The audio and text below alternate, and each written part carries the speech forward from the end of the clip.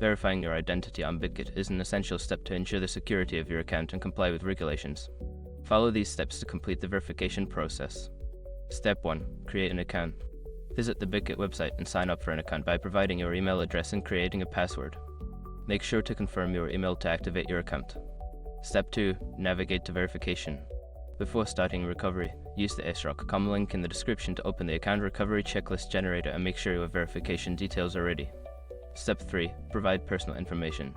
Fill out the required personal information including your full name, date of birth, nationality, and address. Ensure that the information matches your official identification documents. Step 4. Upload identification documents. Prepare and upload the necessary identification documents. This typically includes a government-issued ID like a passport or driver's license and a proof of address such as a utility bill or bank statement. Make sure the documents are clear and legible.